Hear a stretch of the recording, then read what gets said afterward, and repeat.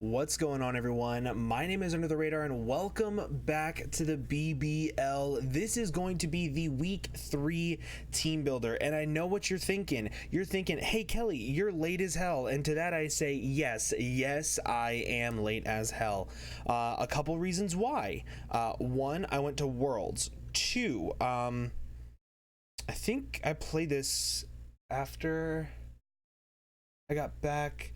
Basically, whenever I got back, I rearranged my entire living space so that way Melissa could move in. So I've been super busy with that. And then the holiday weekend hit and I worked approximately 65 hours at work this week. So I'm extremely late on this because of a bunch of IRL stuff. Oh, and school started, so I'm late on like WBE, the next draft league I'm in that I haven't recorded the draft analysis for, which is supposed to go up like the day before you guys were saying this. Like, I'm late on so much, so I'm gonna try to power through and get some of these recordings done for you guys. So we're going up against Panther this week. You guys probably already saw the battle on his side.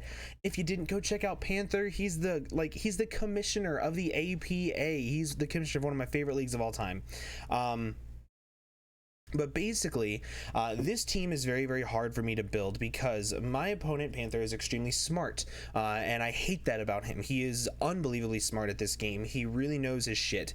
And I know that he also heavily relies on hazards. He relies on spikes. He relies on stealth rocks, toxic spikes. Like, he relies on everything. That's why if you notice, he drafted really good hazard setters. He has 3 amazing stealth rock setters. He has 2 amazing spikers and 1 amazing toxic spikes user. That is a Protean Greninja, by the way.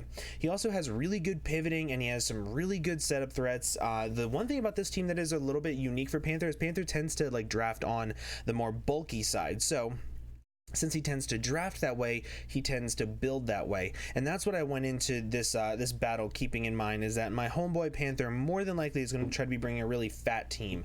Mudsdale, I think, has a very piss poor matchup versus me between my Vikavolt, my Mega Mewtwo X, my Vaporeon, my Noivern, even my Kingler to an extent. Like, Kingler has a field day versus him. If I'm agility, so like there's a bunch of different things. I don't think Mudsdale's coming. I think Skarmory's coming. However, it's not a very good stealth rocker versus me. I have so many taunt users, so many of them can outspeed him, and so many of my Pokemon can just pressure him right off the bat. So I don't really think that's going to come either. So if I had to guess, he's going to be bringing Stealth Rock's Mew. So I went into this game with taunt spam. That was the whole idea behind this, is that I wanted taunt spam, and I wanted to be able to pressure everything through taunt. So I'm bringing a pretty much fully Spadef Gliscor. This is able to tank, I believe, a naive Life Orb, HP Ice from Marshadow, and I think he will be mixed with Life Orb. I don't think he can bring Banded, because if he's Banded, he can't outspeed like Scarf Ditto, and then Scarf Ditto can really easily counter sweep him. So I don't think he can bring Bandit. I think it's very not poor, but I think it's not the most optimal thing it could bring. It really does punch a hole through my team for sure. However, I can just drop in Muck, I can Pursuit Trap it, I can knock off its item, I can do a bunch of different things. So I don't really think that Bandit is the way to go for Panther here. So I have Taunt, Knockoff, Roost, and Earthquake. Earthquake hits pretty much everything on his entire team, and I can taunt the Skarmory as long as he's not a super speedy variant, and then I can click Knockoff and I can beat that 1v1. Same thing with the Mudsdale, the Grand Bull, even the Vileplume. I can taunt it, prevent it from going for Sleep Powder, Strength Sap, anything like that, and I can go about it that way. The next thing I wanted to talk about in this team builder is actually my Mega Mewtwo X. So again, I'm bringing another taunt user. I'm bringing Taunt, Recover, Psychic, Thunderbolt. I'm bringing another special Mega Mewtwo. This Pokemon destroys everything that he could possibly want to do versus me. I'm bringing Psychic over what's the move called? Psystrike, because I didn't want to click Psystrike versus Mudsdale and have him boost up his defense. So I'm bringing Psychic. Thunderbolt plus Psychic has practically perfect coverage versus his entire team. Like, if you just look at it going down the list, like Psychic, Thunderbolt, Psychic, Psychic, Thunderbolt, Psychic, Psychic, Psychic, Thunderbolt, Psychic. I hit everything neutrally with these two moves, which is phenomenal. And I have Taunt plus Recover with enough speed for Marshadow, I believe. So I can always outspeed it. I can always click a big Psychic versus it, and I can kill it. I wanted to make sure that I was able to two-shot Max HP Mega Charizard Y, and I can.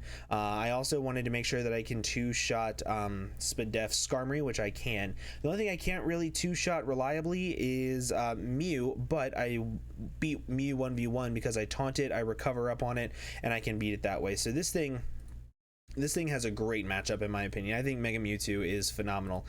So these two are my two taunt users, and I have one more in my Mawile. Now this one is meant to be a little bit more situational.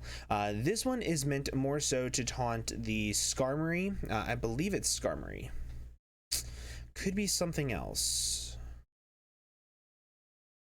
Could be something else, but I have enough defense investment to be able to take two Life Orb Spectral Thieves from Marshadow after Stealth Rocks. I also have enough, I'm pretty sure the speed is for Skarmory, to be able to taunt it to prevent him from being able to get up his Stealth Rocks versus me, to where I can taunt him, Stealth Rock up, and then I can switch into one of my other two taunt users, and then I can hopefully beat down pretty much anything that he wants to do from there while having my Stealth Rocks up before Mega Charizard comes in and is a little too scary. So now that I have my taunt spam, I have not many holes to fill. These three Pokemon do really well versus my opponent's team. So let's go ahead and look at my Vaporeon. I have Wish, Toxic, Heal Bell, and Scald. No Protect. I have enough defense, I have enough special attack to be able to to guarantee max HP Mega Charizard X's sub is always broken with a Scald. Then I have enough defense to be able to live multiple hits. Hold on one second.